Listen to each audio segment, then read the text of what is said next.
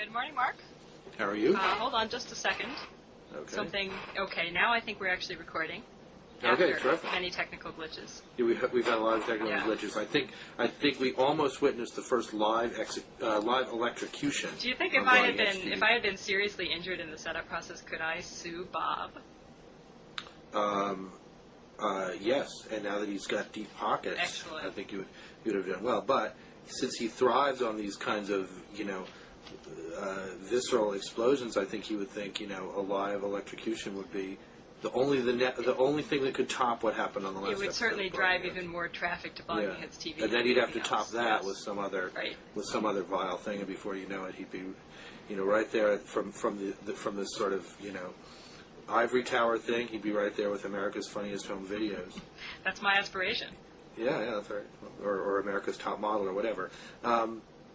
Actually, I'm willing to sing. I'm willing to sing on Blogging Heads if that would launch my chart, top of the charts career. Well, you're going to need to find another Blogging Heads partner if you want to do duets, or whatever it would be.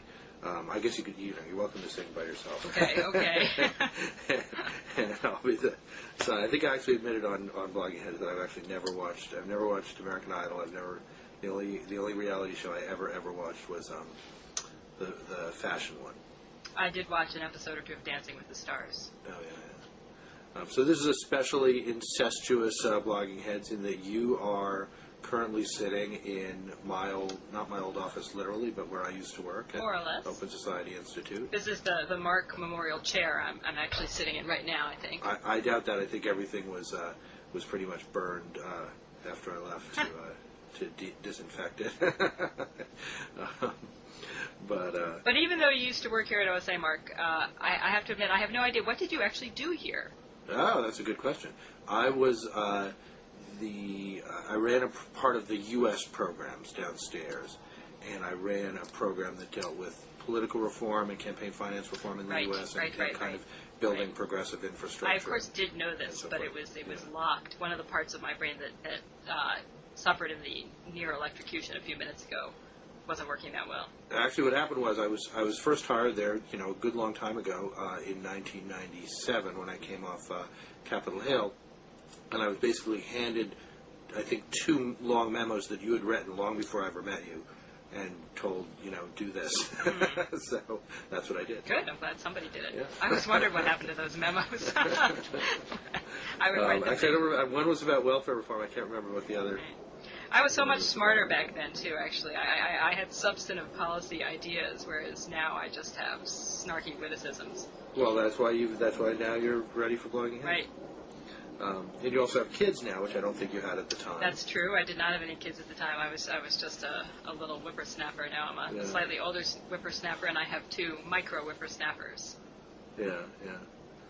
And you have one daughter. One daughter who's 6. Right. I have a 2.5-year-old and a 5-year-old girl. So here's something I don't know. Partly because the blogging world, of course, has nobody with kids.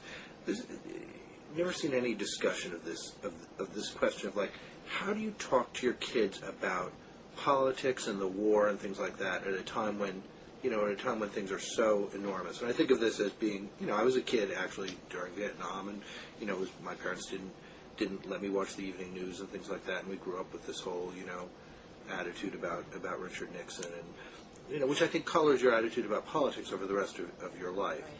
So it's kind of my daughter came home from school the other day, and she said that a boy in her kindergarten class had told her that if we weren't fighting the war in Iraq, we'd be fighting in our own streets, the neocon line. And I know enough about this boy's parents to know why he thinks that.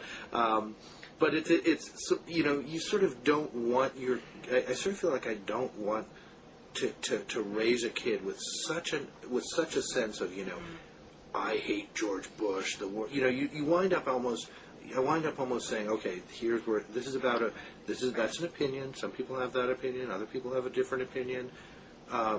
And you wind up almost pulling back because you don't want them to get this sort of crazed sense that everything in politics and public life is this sort of extreme conflict in the sense that it is right now. So you're bringing your children up. You're bringing up your daughter in Washington, of course.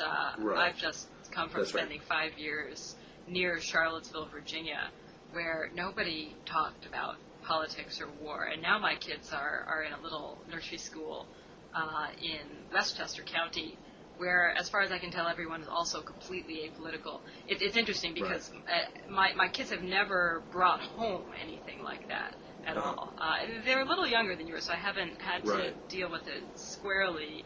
But one of the issues that actually, the one time that I thought about this a lot was a little over a year ago when I was a visiting professor at Georgetown Law Center, and I was renting a house from 2 other Georgetown professors on leave that was up in the Shepherd Park part of D.C., a couple blocks from Walter Reed.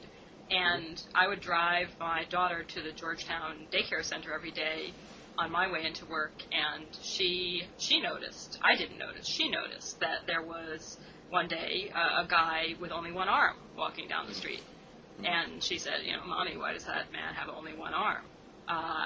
And it was one of those moments of, what do I say suddenly to a 4-year-old who has a question like that? Do I just say, oh, arms, they come and go? Do I say, do I say he's fighting in an unjust war that must be stopped? No, that didn't seem to quite be right. And I ended up settling for something that I think is obviously true, but is also deeply oversimplified. It just said that man is a soldier, and he was fighting in a war, and he got hurt, and he lost his arm, and she, luckily, she didn't follow up and say, well, why is he fighting? But it's not unrelated from the whole broader issue of how do you teach your children that the world is not always a nice place? How do you teach your children that the world is complicated? How do you teach your children to fit in well enough that they won't suffer unduly from being misfits, but not to fit in so much that they think they just parrot everything around them? I have no idea how to handle it. And become classic sort of liberal foreign policy intellectuals. Right, and join the DLC. Right. Yeah, I'm not worried about DLC membership at this stage, but my kids are like most kids, of course. They're much tougher and more blasé probably than we give them credit for. I also, in Washington, we used to drive past a big cemetery, and she would ask me what it was, and I would explain that was where dead people were buried, and I discovered that I was actually sort of an animist. I hadn't realized I was an animist, but I found myself, to my own absolute astonishment, explaining something to her about people's spirits living forever and sort of flitting around and still being able to listen to you and being everywhere, but people go to cemeteries so they can visit and talk and bring flowers. And she began to completely lose interest as I babbled on. And then she said very nonchalantly, she said, Mommy, when you're dead, I'll bring you flowers. I said, oh, thank you, honey. So, I don't know. Yeah, I'm not sure. It's just sort of interesting. I mean, maybe it is being in Washington and the amount of politics that kids do almost naturally absorb. It is really shocking.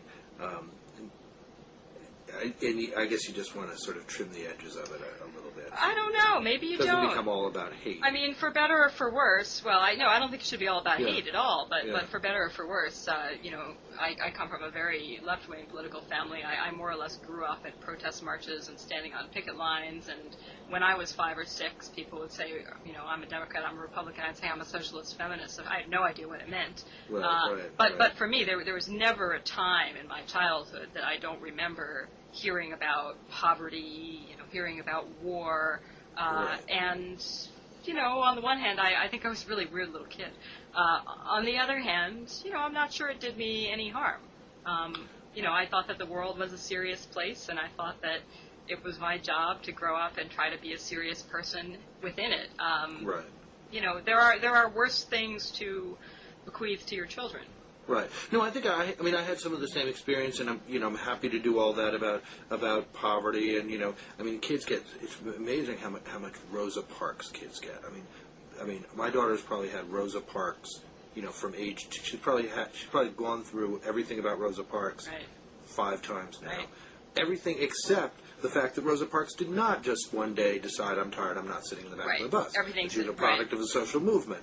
And, so every time she comes home with Rosa Parks, we go through, social movements and all that stuff. She had practice. Yeah, exactly. Yeah. It's more the, I think it's more the personalization of good and evil that I'm a little reluctant about. Well, and you I don't want her to yeah. think of George Bush in quite the way that George Bush thinks about Osama bin Laden. So in other words, you're not explling to her that the axis of evil is the White House. I think that's a good thing, Mark. I'm trying not to. Although we do drive by, we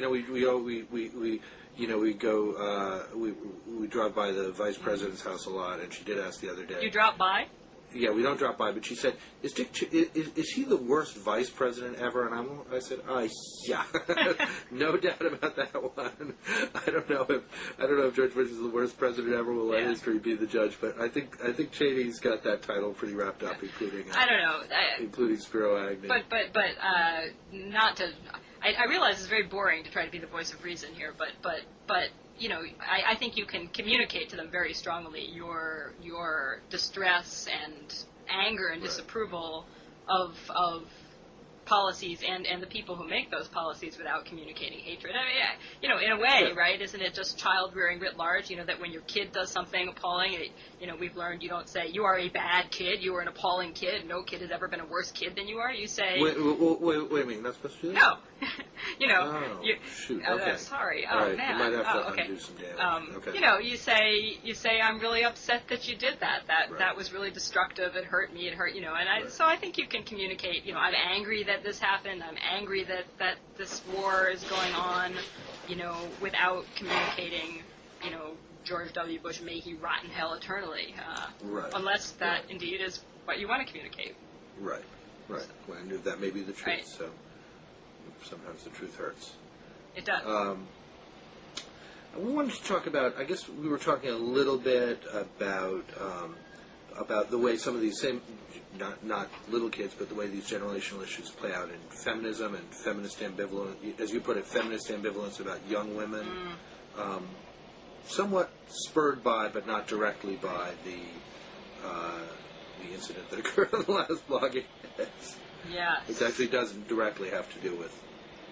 But it might have something to do with it. I don't know. Yeah. Well, actually, the issue that I was thinking about is related to our question of, to what extent do you or do you not try to communicate your values, your political values to your children very early on, even if you recognize that that's going to make them a bit of a misfit. I mean, I was brought up by a feminist activist in the heady early 1970s.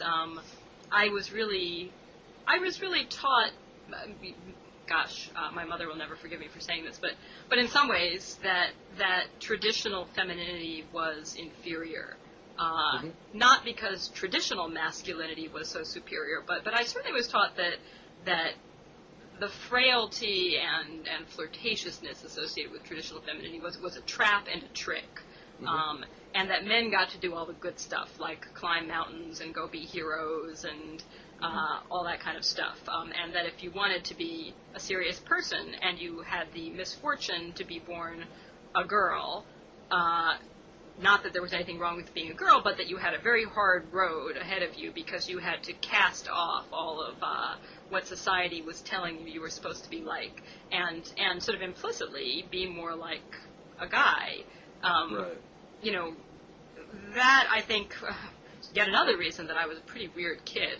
And at some point, when I got to be adolescent, I was such a tomboy that when I hit adolescence, it was just the nastiest shock in the world, sort of discovering that I really was fated to be a girl, and I had to get used to it. I had to learn how to, use barrettes and put on makeup and shave my legs, and I've never quite recovered from that traumatic experience. Why did you have to do that? If you wanted to have any friends in any kind of a normal life, that you couldn't completely buck social expectations. So for me, it was actually a fairly traumatic challenge of learning to be a girl, and to this day, I sometimes find myself having these moments of I don't know what you would call it, sort of social autism, when I think, what do women wear? And I literally spend a day or so consciously walking down the street looking at women, trying to kind of take mental notes on, that's what they do with their hair, and that's how they wear things. And then I rush off to the stores and I try to emulate them so I will fit in as a girl. And that's totally changed. I mean, my own two little girls, despite me having really not made any effort one way or the other to tell them about being a girl or being a person and being a human being in the society we live in. They just sort of imbibed through the atmosphere the princess message. They have never had one instant of doubt that they are girls and that girls wear pink and that girls wear things with lace and that girls put barrettes in their hair. And they're not at all uncomfortable with it. Indeed, they're thoroughly convinced that boys are inferior. And I find myself having to lobby a little bit for the boys. They're not all bad. And I have very, very mixed feelings about that. I have very, very mixed feelings about, because part of me feels like, lucky them, and I'm happy for them that they will not find the world as difficult a place as I found it, because they're comfortable being who they are. Right. And another part of me feels like, on the contrary, they have been bombarded by a far more ruthless commercial culture from a very early age. There are princesses on the diapers, there are princesses on the baby food cans, and they are getting a particular message about femininity. One thing I wrote that princesses seem to wear bikinis a lot. In my youth, princesses didn't wear bikinis quite as much, but Right. I don't know if you've noticed that princesses often are wearing bikinis. They do tend to wear bikinis. Yeah, and that's a very funny message to be getting. Something like that. Yeah. And do you combat that? How do you combat that? Right. I I got no answer on that from my personal experience, because I've got a kid who is so aggressive about saying, I'm not one of those girls who likes pink. I'm not one of those girls who like princesses. What I'm into is sports. Everything's How did sporty, you do that? Basketball, football, and everybody. And she sort of talks about this as if, and she says, "My dad really got me into sports. My dad really got me into basketball." You're 100 times more into sports than I am. Right. I'm the least sports-oriented guy, Right. Around. It's entirely your own choice. But that's actually, seeing that is a good reminder that that it's not. Whatever your daughters have is to some degree actually their choice. Right. Well, that's... And not, in fact, the so inevitable. my children are choosing pink bikinis. Yeah. It's not. Yeah. It's not inevitable. But then some things, do go. I don't know. My wife is starting to write. I shouldn't say this on this. I'll tell her not to watch this. She's thinking about writing something about, in a sense, like having a daughter made her much more of a feminist than she was. Mm-hmm. Because my daughter comes home and she said, I don't know, she had something the other day where it was, I don't know, they give them they were lollipops that had some thing on top of them, and like a princess. Like something, the girls all got something with a flower on Yeah. top, and the boys got something with a football on top. Right. And she had to go to the teacher and say, "Excuse me, Right. I'm going to trade in my flower thing for a football thing." Period. And she has no hesitation about doing Right. it. That but was it's the kind of like, little girl how many I times was. how many times do you have to do Yeah. that? Why should you have to do Right. that so many times in the modern world? Well, and there's to assert that point and actually make yourself different. Yeah. If what you want is the football, Right. throw them all out there. Let them take whatever they want. Yeah. It is striking to me what a retreat there has been, culturally speaking, from any societal commitment to gender neutrality. Right. Certainly when I was a kid, and I'm now 36, and when I was a kid and you went to the toy store, it was the beginning of the era when they were trying not to say, okay, boys' stuff is black and green and orange and brown, and girls' stuff is pink and purple, and there's a girls' aisle and a boys' aisle. It was just toys mixed in together. Right. And now, as I'm sure you know, if you've ever been in a Toys R Us in the last few years, there are girls' sections and there are boys' sections, Right. and you cannot confuse the two. Right. And the girls very often don't want to be caught dead in the boys' section. The boys don't want to be caught dead in the girls' section. And this is why I have very mixed feelings, because on the one hand, in some ways, looking back, like many in the quote-unquote post-feminist generation, and I don't consider myself a post-feminist, I consider myself a feminist, but like many in my generation, I think that I would like there to be some sense that it's okay for girls to be feminine if they want to, and to want to be attractive and so on and so forth. Right. You don't need to, resolutely wear, burlap sacks all the time in order to prove that you're not a victim of patriarchal, hegemonic norms. At the same time, I find it very sad, and I think about it. I mean, this is where I suppose it gets to the she who shall not be named. And the issue on the previous blogging hits. Insofar as I teach 23, 24, 25-year-olds, and I'm sometimes kind of shocked by what women wear in class. And I'm really torn between, and they're basically wearing the law student version of the princess bikini a lot of the time, the very, very, very low-cut tank tops, very tight clothes, and I confess to being very genuinely torn between a part of me that wants to say to them, you go girl, why not? Men get to wear whatever the hell they want. Why shouldn't you wear what you want? And if anybody misunderstands it, screw them. And if it makes somebody uncomfortable, screw them, and good for you. Versus another part of me which wants to kind of take them inside and say, honey, you're a professional. Don't wear that. Right. You act like a grown-up.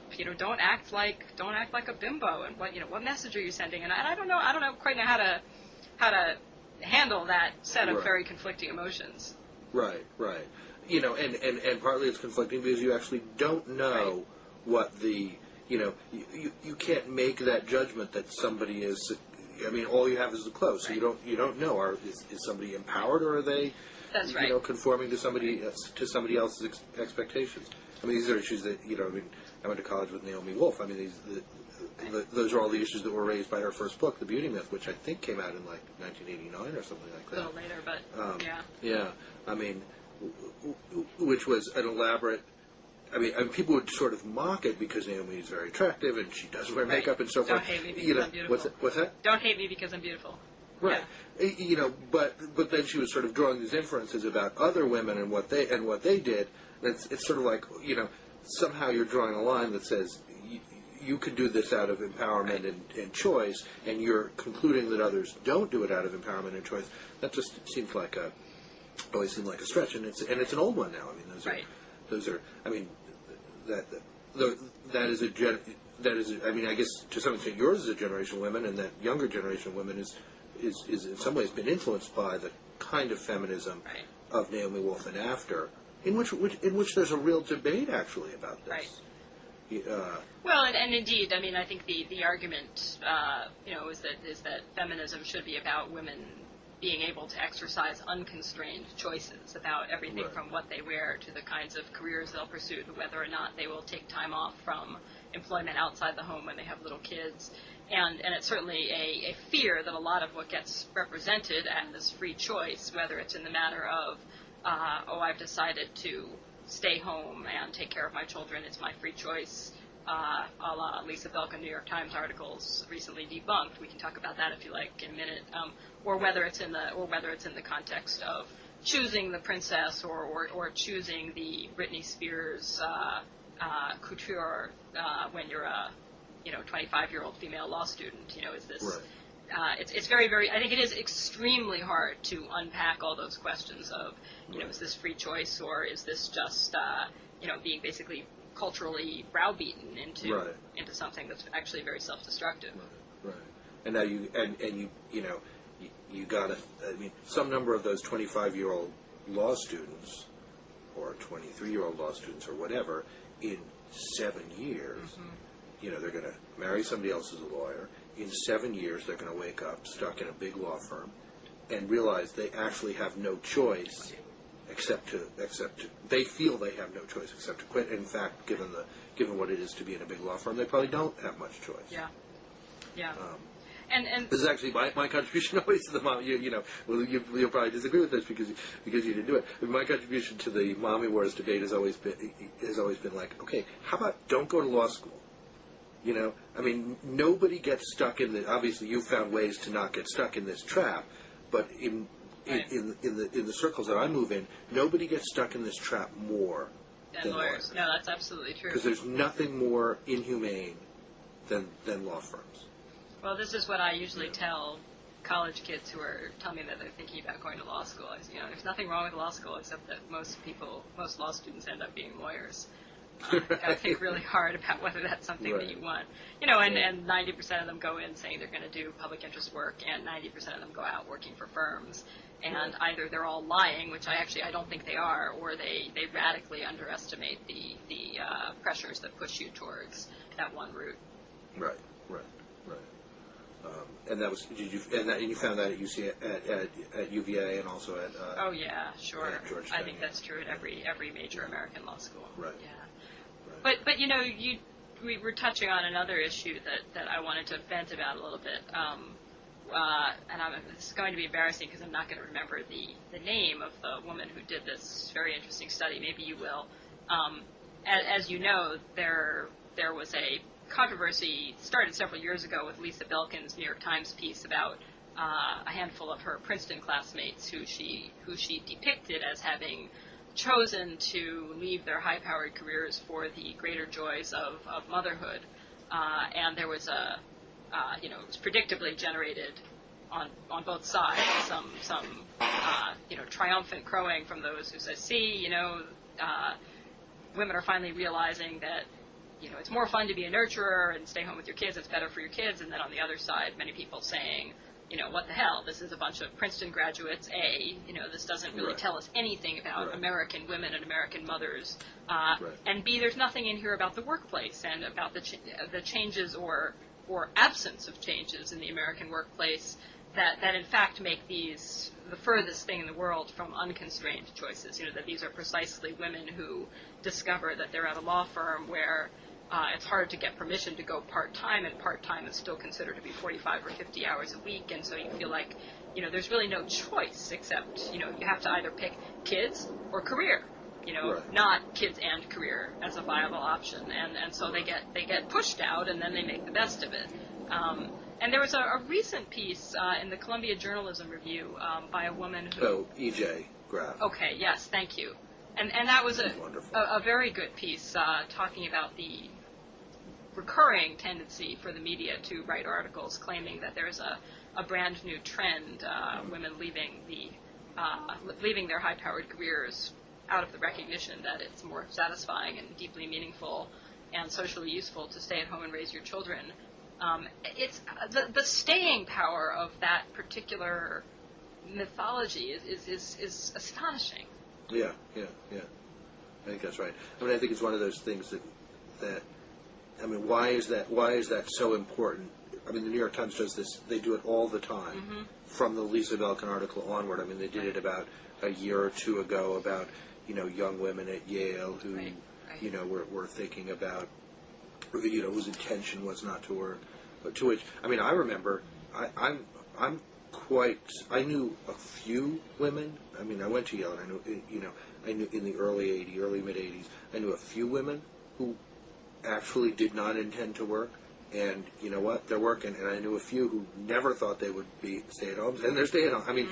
Where people wind up and where they think they're going to be as freshmen in college is totally unrelated.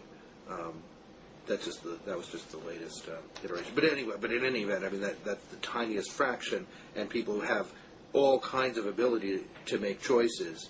A lot of people don't actually take advantage of their ability to make choices because they go to a law firm and they can't imagine making less than they make, so that the idea of doing something different that pays less when because they buy in that whole myth of you can never take a cut in pay, and then your only real choice is actually leave the workforce. Yeah.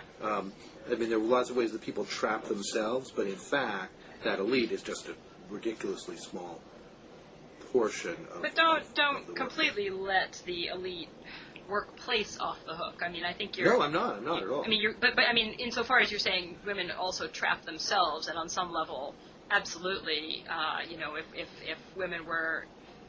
Many of those women who made the choice to stay home, maybe if they'd been willing to go be a government lawyer or work for a very small local firm doing wills and estates, and they really could work 35 hours a week and actually have a job and have a family...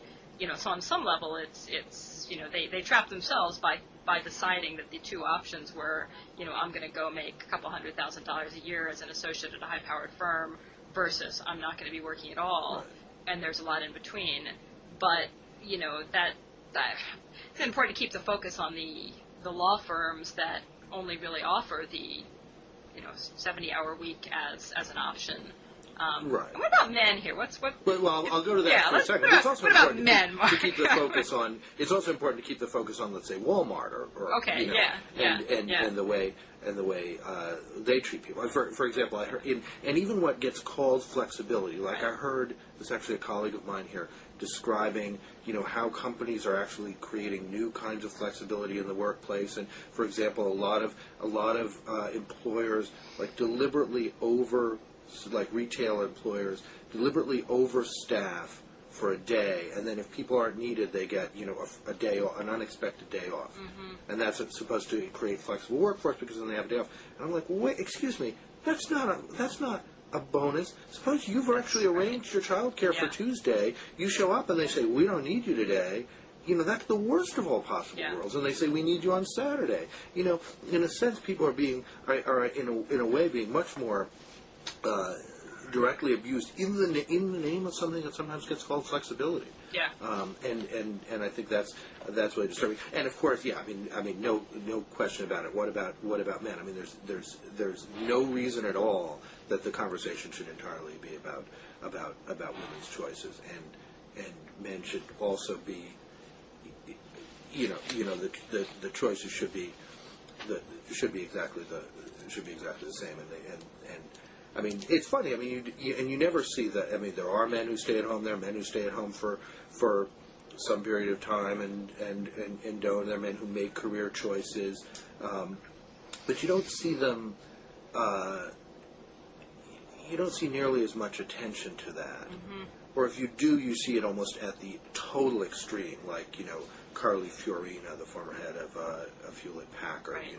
And her husband, I think, just quit his job to take care of the kids. But that story is depicted as, it's not sort of normal. I mean, here's right. Carly Fiorina. She works 70 hours a week. She flies to Taiwan. And, I mean, you basically create a story of a woman who's completely absent from her family, not just right. normally working hard, right. but really just doing a sort of sky's the limit kind of thing, and the husband picking up the whole of the other responsibility. You don't get nearly as much media attention to those middle. And it's funny, those middle circumstances, which is where most people actually do work out their lives. Well, and I feel like we've been hearing for about a decade now that the younger generation of men, is growing up with a greater expectation that they want to play a large role in their children's upbringings, and that they're going to bring that expectation to their own workplaces, and that it may be only when men start demanding meaningful, real rather than fake flexibility in their jobs in order to take care of family responsibilities that things are really going to change. But has anybody actually do we know, is there anything out there that tells us whether those men and that set of expectations that I'm sure that they do have has translated into actual workplace change? It's not very, I don't know, but right. Anecdotally I don't get the sense that has happened. I get the sense that just as the women have found unhappily that it's very difficult to go up against the workplace norms and workplace cultures and workplace rules, that the men have found the same, and that many couples my age have found, to their astonishment and often somewhat to their dismay, that the gender roles in their marriage end up being amazingly like they were in the 1950s, with the man working very long hours and the woman staying home, at least while the kids are young. Right. I mean, I don't know that there are studies of it. I mean, I certainly know anecdotally. I mean, there are women who will say, the male boss who's in his 40s or whatever, it's easier to say, listen, I'm taking the afternoon off because I got to do X, Y, Z with my kid. That's easier to do with the man of another generation who looks at you like you're crazy, right. because he would never in a million years have done that. I mean, a lot of stuff plays out not in the realm of policies, but just, especially in the white-collar workforce, not in the realm of policies the way they does in Walmart, but in the realm of just interpersonal relations, and I think that's hard to. Yeah. I mean, I'm sure somebody has studied it. It's not my. It's not really my field, but it's a huge. it's hugely important. Well, and helping encourage educated women to drop out of the workforce. We always have the New York Times coming to the rescue.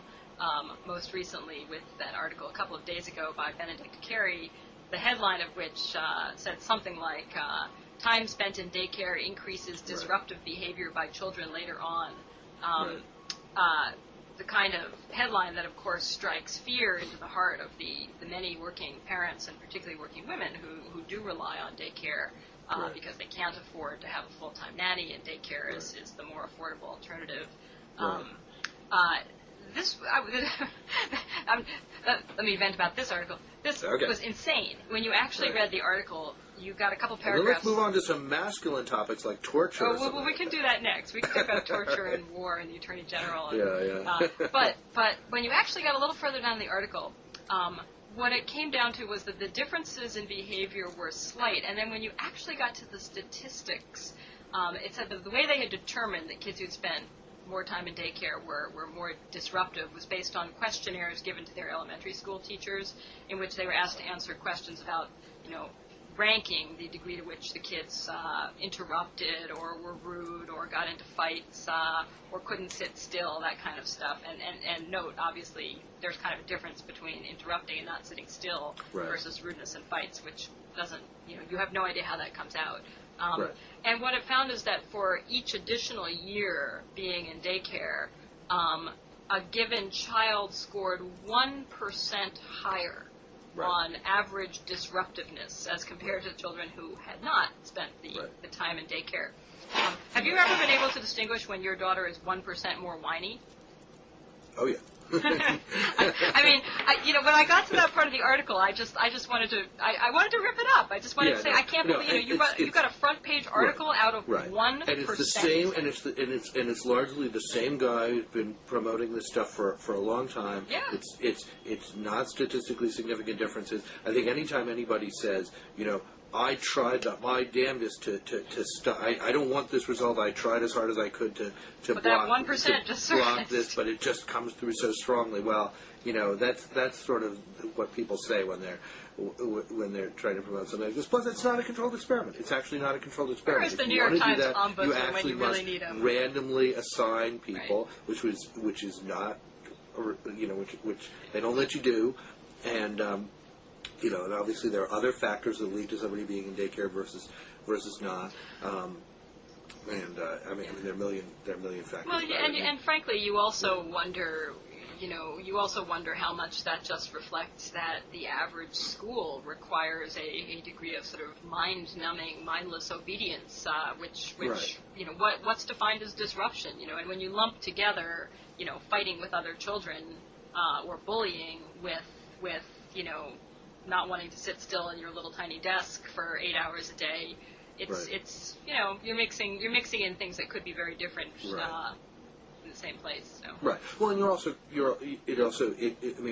presumably the reason that's a front page story and the reason parents react to that with anxiety is, because you think you're reacting to statistics. It's sort of like my favorite joke about the couple that had 2 kids and didn't want to have a third child because they heard that every third child born in the world was Chinese. It's like, you have to have some ability to make your own judgments about the particular daycare that you're in and the circumstances and what's right for your own kid and so forth. And, your kid is not actually going to necessarily be 1% more or less likely to be disruptive. They might be in a situation where they're 50% more likely to be disruptive, and then you got to react to the actual circumstances of that situation. I'm gonna attach a little electronic gizmo to my children to see if I can detect the 1% shifts in their disruptiveness. Then I can add or reduce hours in nursery school accordingly. Right, exactly. But people's guilt is so easy to provoke. I mean, we're all such perfectionist parents, and it's really easy to make any of us think, oh, we're doing something wrong. Yeah. And then we react to that. And the fact is,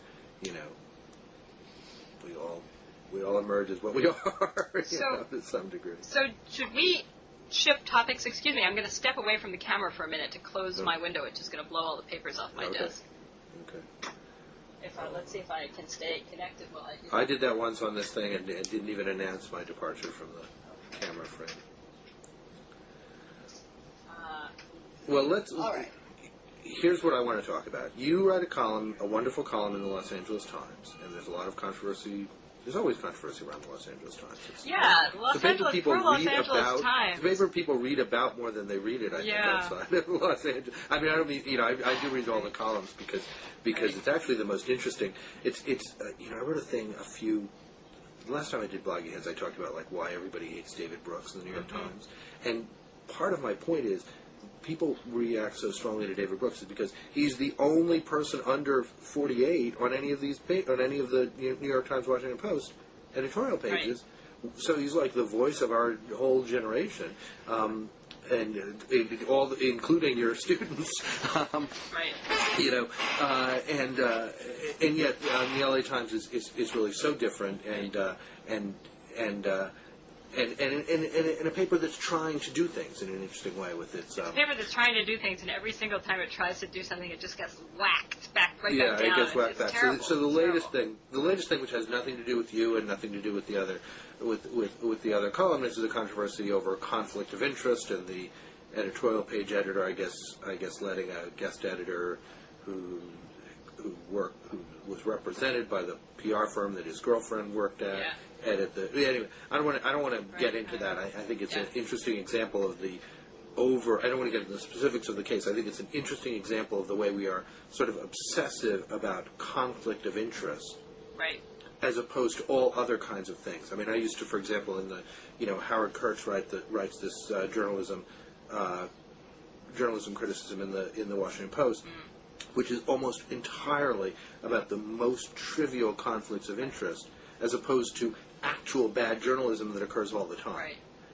I mean, you can do the worst piece of, ridiculous, whether it's, the opt-out myth, or whether it's half the things that we've just talked about. You can do all that stuff, and it never really gets critiqued until sort of the era of blogs comes along and begins to bang on some of those things.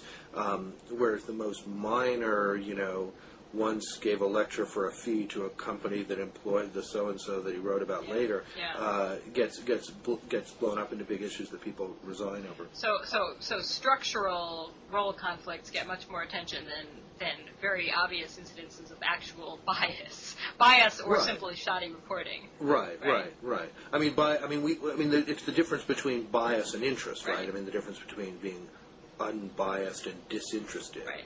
And we're obsessed with people being disinterested, which is diminishingly possible in the literal term in the literal sense of that term. Which is over time, as one has more entanglements in the world, it's hard to be completely disinterested. Although you can be unbiased and still have some connections and things like that. That's the beauty of being an opinion columnist. You can be interested and biased. Well, sure, and you should be, and you need to talk about it. So the other thing, I saw that going on over on the New Republic, and I guess mostly in their Open University discussion on their website, which I've only read intermittently. There's discussion of people are really upset nowadays at the New York Times book review. And so there's a question of whether to create a new book review. For me, the New York Times book review, it's kind of interesting because the editor is interested in the same things I'm interested in. So everyone's, in a sense, it's more interesting to me. If I was a big reader of fiction and I wanted to see lots of reviews of fiction, I would think it was actually outrageous. But in any event, so there's this interest in, whether the world needs a new book review. Right. So I have this idea. I started to write a blog post about it. I haven't done it, but I'm going to just put it out there. We need a new book review, and it should be called the conflict of interest review of books. In everything in it is basically like the more you're conflicted, the better. Right. We want the ex-girlfriends, ex-boyfriends, spouses, cousins, former business partners, former writing collaborators, whatever, and you get it out there. Right. And here are some things I would say about my worst enemy, and here are some things I would like to say about my worst enemy, but won't, because this guy is my worst enemy. Exactly, right. something like that. Right. And you're just unabashed, completely unabashed about it. And there's a motto for this. I'm trying. I want somebody. Maybe somebody recognizes this in the comments on Blogging Heads. or by email, please tell me what it is.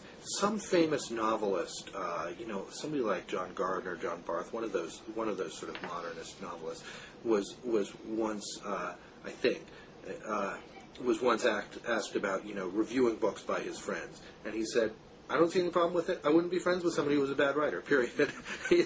So why not review them? Because if they weren't a good writer, you'd have written them off as a friend, which of course is a rare actual trait. But that would be the motto of the Conflict of Interest Review book. Yeah. Now some people would say that already exists, and it's called the New York Review of Books and so forth. But that's maybe that's I think your idea for a book review is a great idea, Mark. I will be happy to review the books of all of my friends, all of my enemies, all of my relatives, and then I could actually just put a sort of text box at the bottom of my page on your book review saying that I will also accept large sums of money to say nice things about people's book. That would be okay too, wouldn't it?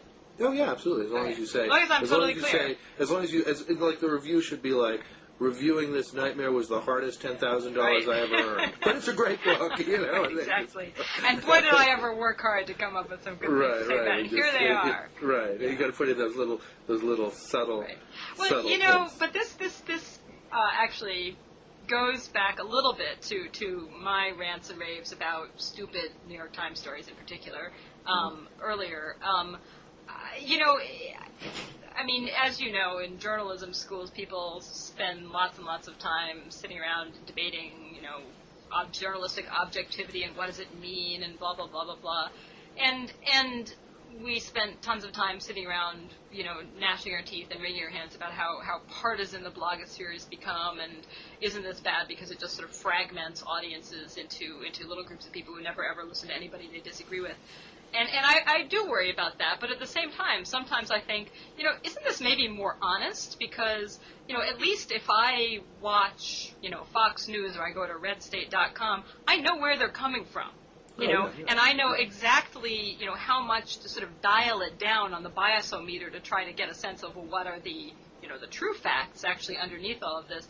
On the other hand, precisely in some ways the problem with institutions that purport to be objective in a world in which, I take part of your point about the book review, your conflict of interest book review to be, actual objectivity and disinterestedness.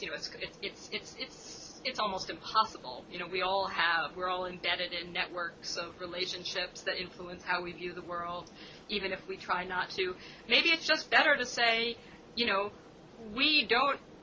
we can't claim to be objective, but we will claim to be upfront about our biases, rather than reading an article that says, daycare causes disruptive behavior, let's have something in the bottom that says, and here are these authors' backgrounds, and here's what this reporter thinks about daycare, and here's everything else he's written and said at cocktail parties about it, right? I mean, would that maybe be a better world in which we're actually able to the extent that we believe, of course I believe, that there is a reality out there, that maybe we can access it more effectively if people just stop pretending to be objective. Well, I mean, I'm not sure that you would see that. I'm not sure that just to take the daycare example, I'm not sure you would see their biases. Right. I'm not sure you would see that. I mean, the thing that I noticed was that one guy on the study, Jay Belsky, was the guy who did a similar study that was really pretty discredited, I think, a few years ago. But I don't know that he's I'm not sure he's, I don't think there's a political affiliation you'd find for him or a thing that you would find that he's actually biased about it. Right. Or likewise the reporter. But I want to know everything I can. We want full disclosure from all of these people about absolutely everything. And I want a sidebar with statistics on, gender breakdowns of New York Times employees and how many of them send their kids to daycare. And I want it all. I want it all out. All right. Well, it also goes to issue. I mean, the fact that so much, more and more, both academic studies, and I'm not sure this one, but obviously, there's tons. I think something just came out about tobacco studies. That were funded by the industry. Lots of, there is the only reason that climate change is actually in any sense controversial is because there are people who fund studies to suggest another side, and then the extent we have a government that is active, that is, rather than trying to promote independent research and independent standard academic quality work, it sees it all in a political context, and suppresses that which it doesn't like, and sees everything in terms of, are you on our team or not? Is this serving the interests of our team? Right. And it's staggering, and that goes, of course, to the in a sense, to the whole issue with the U.S. attorneys. I mean, there's some basic. There's yes, everything is political. Yes. Yes, the president can fire anybody they want, but there is in that, particularly in the legal profession, there's a sort of standard of a kind of basic professionalism that you follow. You follow evidence where it leads you, and you. Well, and that attorneys are technically speaking officers of the court who have an ethical obligation that has to do with justice and the public good and truth, not just an ethical. In addition to having ethical obligations to clients. Right. Yeah. Right, and it's amazing. I mean, I always think you come to Washington and you come across so many people. I mean, I think of the Civil Rights Division of the Justice Department as almost being a classic example of this, because you will meet lots and lots of people. I mean, if you're in those circles, as you probably are when you're in Washington, and as I am to some extent, I know lots of people say, I've been a lawyer in the civil rights. It's sort of the old line Washingtonian. I've been a lawyer in the Civil Rights Division for 25 years. I did my job when Carter was president. I did my job when Reagan was president. I did my job when George Bush was president. Did my job when Bill Clinton was president. Period. And it's not like that anymore. Yeah. And it's huge. Absolutely. And I think it's taken a lot of Washington and the media in particular a long time to fully understand that. Yeah. Because they just take certain things for granted. It's always been like that. Of course, it'll always be like that. There's a kind of. I do too. I mean, I'm embarrassed to say this, but when so many of my friends and family members right after the Bush v. Gore were just devastated and hysterical about this, I'm embarrassed to say that I was kind of blasé about. Right. I thought, things are kind of going along okay, and there's sort of an ethos of professionalism in the government, and how much damage could one president really do because you've got a career bureaucracy that is not apolitical, but it's sort of going to keep chugging along, and there's just not too much of a dent anybody can make, for better or for worse. And in this case, that may be protective, and I think I was totally wrong. And in fact, I now completely repudiate what I just said a few minutes ago when I suggested that since there's no such thing as complete objectivity, shouldn't we just all be unabashedly partisan? I repudiate it. I take it back. Okay. It was wrong. I shouldn't have said it. Right. And which is just to say that in any field there are standards of conduct. Right. They're not perfect. Right.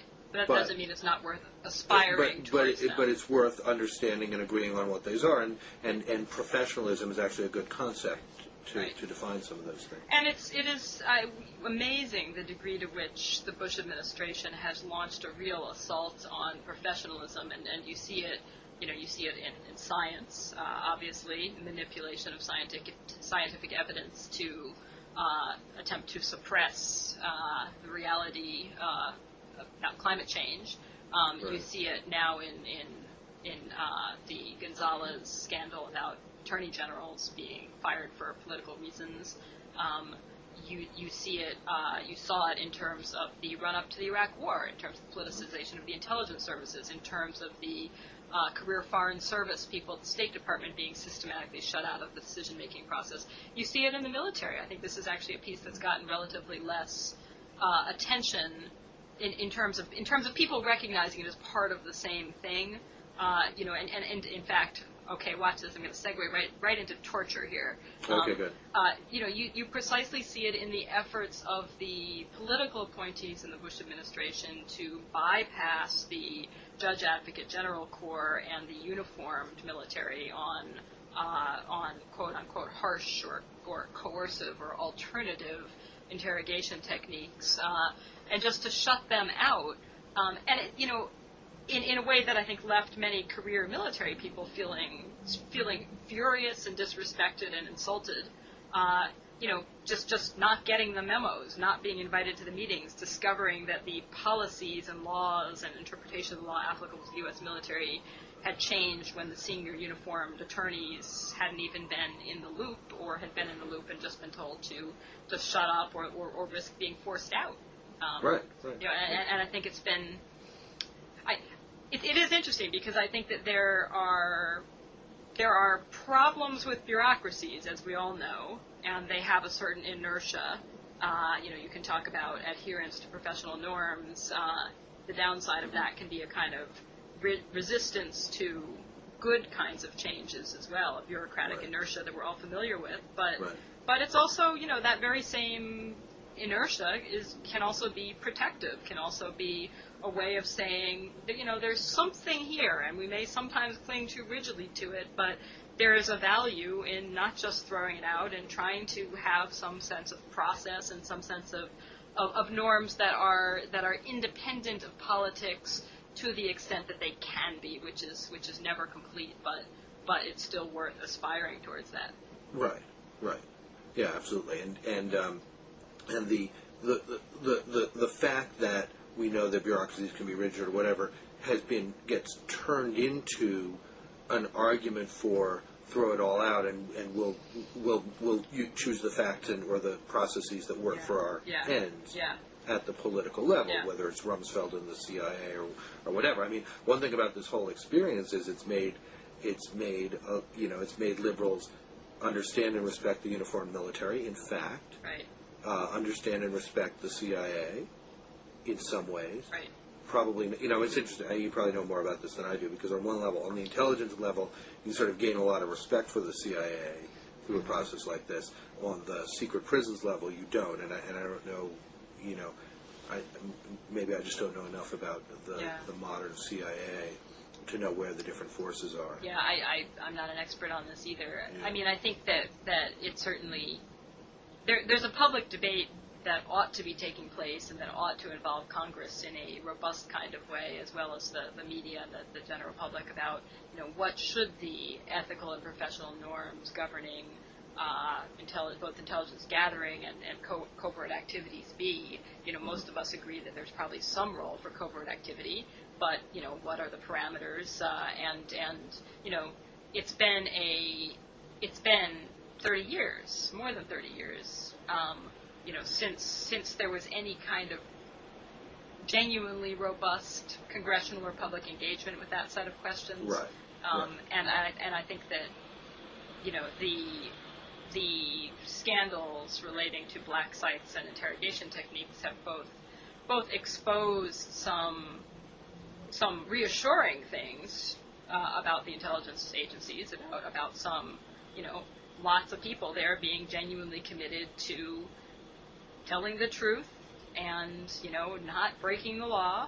And there's also been, it's also exposed a willingness of some within the agency to be used for political purposes. And there always will be people who are willing to be used for political purposes. Right.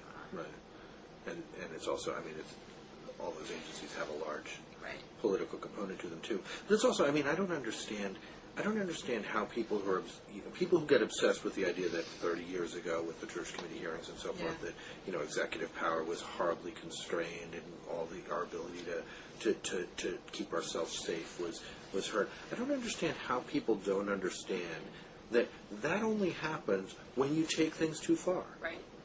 Things have backlashes, and if you want actual freedom for the executive branch to do what it wants, if you want some freedom for the intelligence agencies to respond to situations and so forth, you've got to act responsibly with that power. Mm-hmm. And yes, there might be a next church commission. They might get horribly constrained. We might go into an era where we can't use American power effectively. And whose fault is that? Yeah.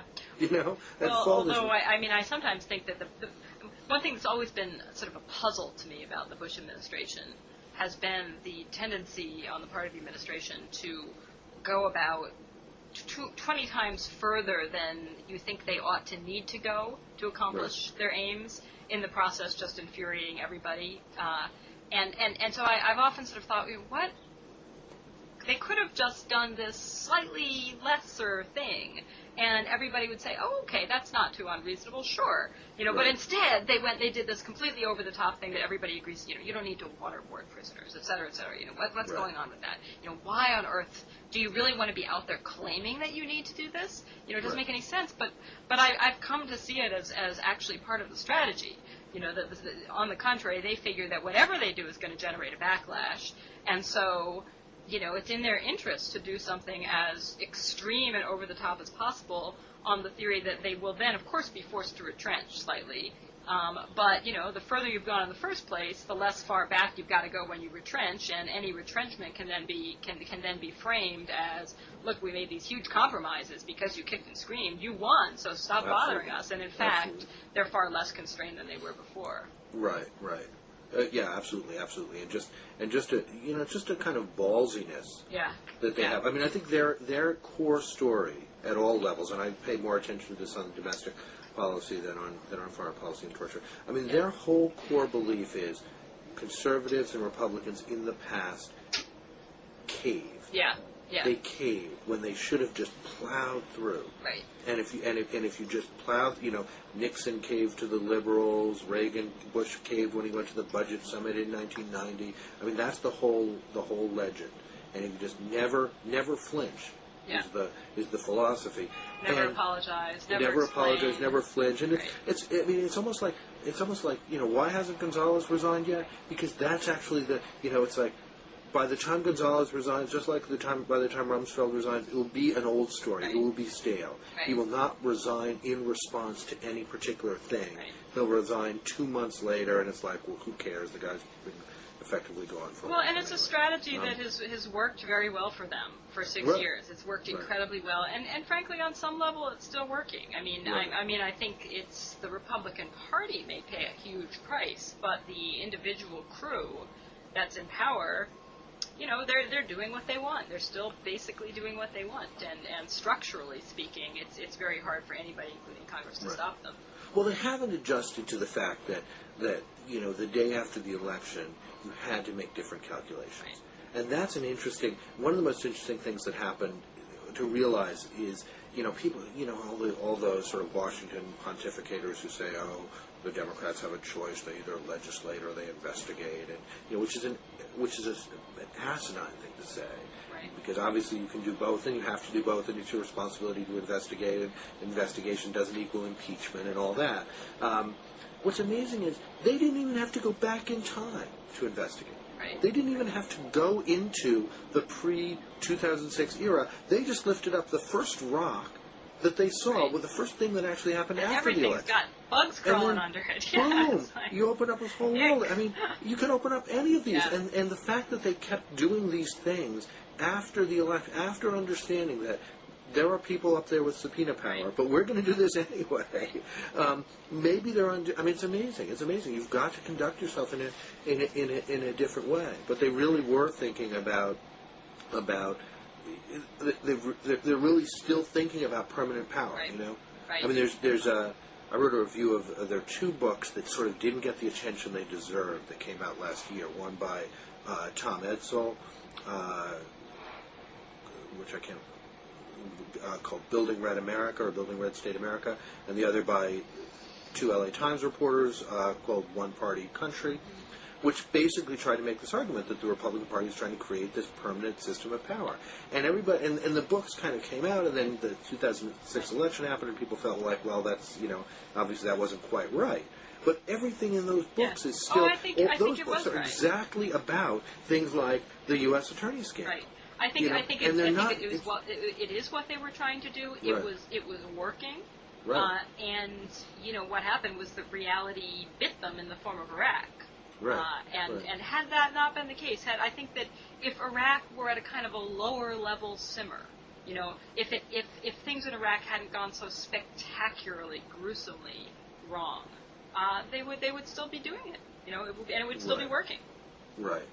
Well, and they would still have Katrina, and they would still have a certain number of these huge scandals. Right. I don't know. I mean, I think that it's one of those strategies that you have to keep cranking it up and cranking it up. No, to I make mean, it work. they appear to be falling victim, as tends to happen to hubris.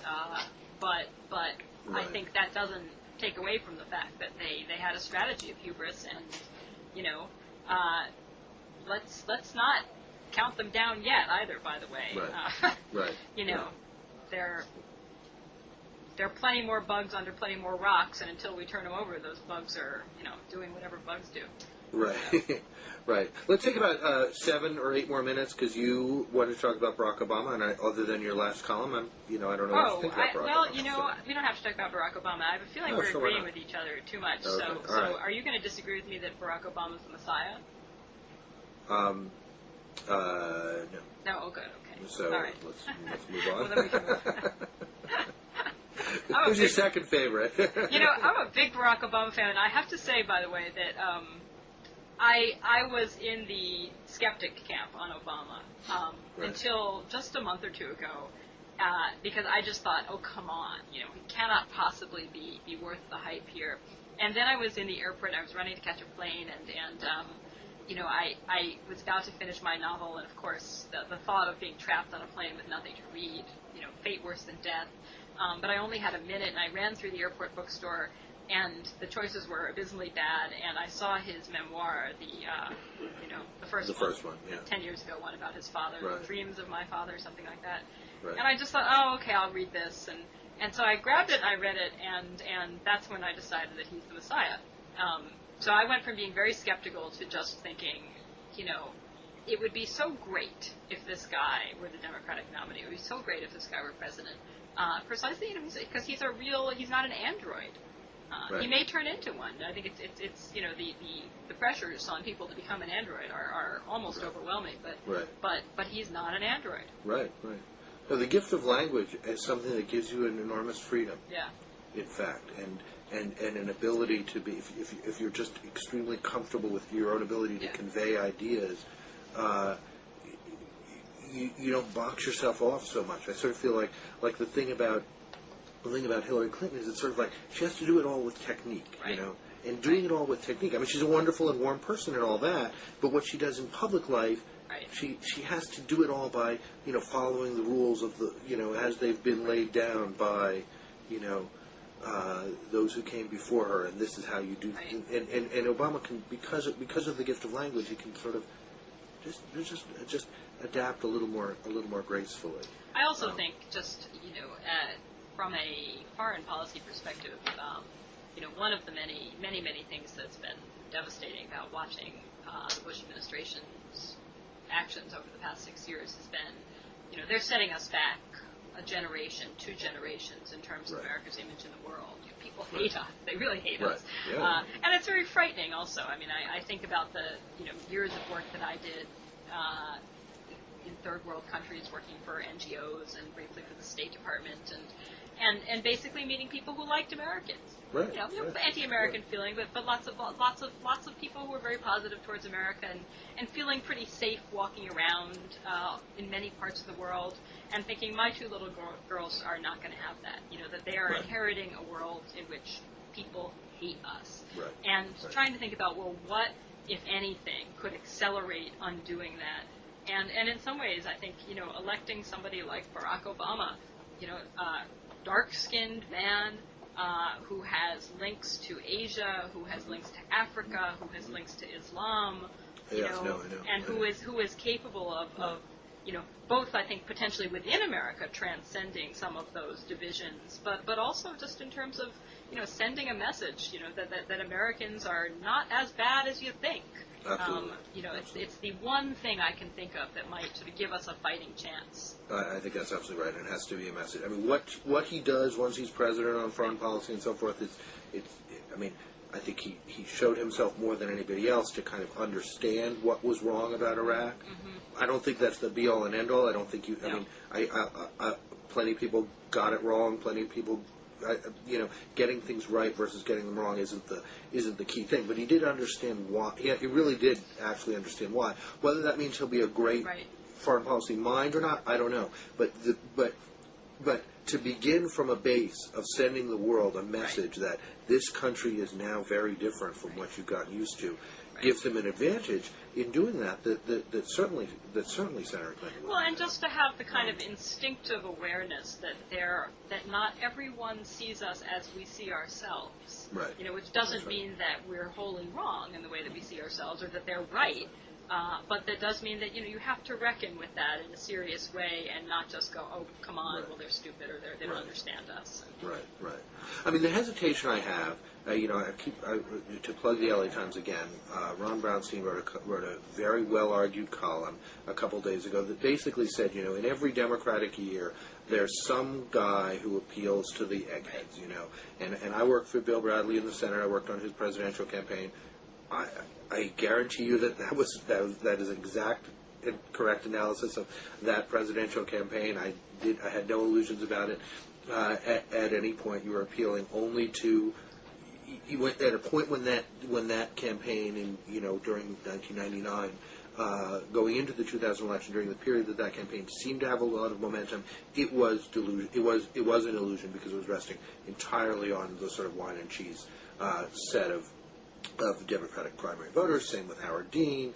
Same with Paul Tsongas. I mean, it's been that way since time immemorial. And Brownstein was basically arguing, Obama so far is exactly the same phenomenon. The exception is he could have, but in fact may not have, greater appeal to African American voters. Typically the egghead candidates. I mean, Bradley was actually because he sort of personally. He cared more about actually connecting to African American voters than he did about actually winning the primaries, and that was a very But it ain't going to happen. That's a Democratic establishment vote. They're going with. They like Bill Clinton. They like Al Gore. How that's going to, whether they're going to go with we like Bill Clinton, we like Hillary Clinton, or we like Bill Clinton, but this is an African American, who's wonderful and cares about the things we care about running for president. Who knows? That's it. But I, that's the only caution I have about Obama. Yeah. I mean, we could all have a wonderful 2007 enjoying this phenomenon, and then New Year's Day, the election starts, or it'll be a little earlier. Yeah. December, January, the election starts in earnest, and it's Hillary Clinton 55%, John Edwards 30%. Barack Obama, whatever the difference between those. I mean, who knows, right? Yeah. I've never been a good tea leaf reader, but I think you pinpointed it before that Barack Obama knows how to do things with words. Right, he can right. talk like he hasn't been scripted. That's what he has. Just talks. Those other candidates. Right, never and he's capable of sounding like a normal human being, and he's capable of talking about those precise issues. I think he's capable of making the case for himself, and I think that there clearly is a case to be made. I mean, it shouldn't need to be said, but we're Clinton's the dynastic candidate. Right. She comes from this is not her fault, but she comes from an affluent, upper middle class background. She married a star, and she gained prominence because he was a star, and that's not in any way to diminish her own intelligence and accomplishments, which are very, very real. But nevertheless, I think that in many ways, the story that Barack Obama can tell is obviously an incredibly compelling story. This guy is he's not coming from money. He's not coming from a famous political family. He's not coming from anywhere. And I think actually that Americans of all races and classes can connect to that particular story, and can precisely connect to the notion that this part of that in this the message and the messenger in this case go together very well. That a message about a new kind of politics and a new kind of politician who is not the same old, not coming from the same old dynasties and the same old power bases. I think that has the potential to be an incredibly powerful message conveyed by an incredibly appealing messenger. Well, you and I move in relatively cosmopolitan circles, right? And there's a lot of... sadly, no. Sadly, all I ever do is hang out with toddlers, so... Yeah, well, whatever. Right. But you're in an academic environment. I mean, we're all... The idea of somebody who comes from nowhere and has this complicated, cosmopolitan, fascinating background is, to me, it's really exciting. I think when you say Americans of all races can get behind it, maybe and maybe not. I mean, most people, to a lot of people, it's going to seem very, very unfamiliar.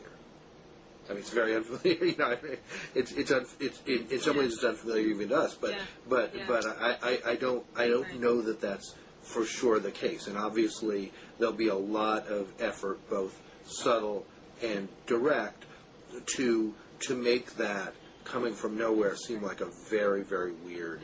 But I think, and dubious. And obviously a lot is going to be dependent on how he handles that and how his campaign handles that. And campaigns become machines. And my biggest fear is that he will be captured by his campaign, in a sense.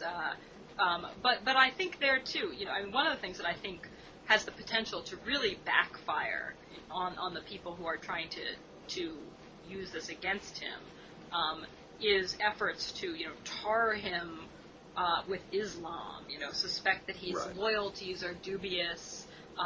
Look, his name is Barack Hussein Obama. Doesn't that sound kind of like Saddam Hussein, Osama bin Laden? My God, I think that has the potential to really backfire, precisely because, yes, there is a xenophobic strand in American culture, but equally, I think there's a very powerful strand in American culture that says, we are who we make ourselves.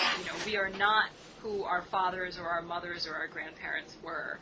We are not where we were born. We are not the religion that our parents had or tried to convey to us when we were babies. And I think that, if he can have the creativity and the courage to speak very honestly about all of those things, I think he's going to win, and it's going to blow up in the faces of those who are trying to throw it at him. Well, great. We'll see. I think that's. I think that takes some work. I guess I'm not sure it's quite there yet. I mean, it's one thing to say. It's one thing for JFK to transcend being Catholic, and people knew people. I mean, people don't know people who are Muslims. That concept is a new one. But precisely that's I think why this can work, because people don't know people who are Muslims. Right. But, and he's not a Muslim. I mean, he's not a Muslim, right? He's not a Muslim, But there's somebody who can say with a little bit of a Midwestern twang, yeah, my dad was born a Muslim, and my stepfather was a Muslim, and as a child I had a lot of Muslim friends, and there are things that were appealing about it to me, there are things that weren't, and what's the big deal, guys? Right. I actually think it's particularly great that he's able to say, my father was a secular Muslim. Right. And just anything that reminds people that most Muslims in the world are in fact pretty much secular Muslims. Right. And that political Islam and Wahhabism and so forth are not the mainstream of they're not all secretly in this place. It will be very important. Right. It's very important. All right. Well, good, Rosa. All right. Did we find anything to disagree about? I don't think we disagreed enough. Maybe get your daughters out of those princess uniforms and into some sporty outfits. I'm not in peak form, though. Get them shooting three-pointers out there. We'll do it again another time, and we'll disagree with you about absolutely everything. My 2-year-old was sick last night, so I didn't get much sleep. So I had a similar situation. We've had a sleepy blogging head. Yeah. Okay, wonderful to do this. And we'll do it again. Okay, thanks a lot, Mark. Okay. Take care. Bye-bye, Rosa. Bye.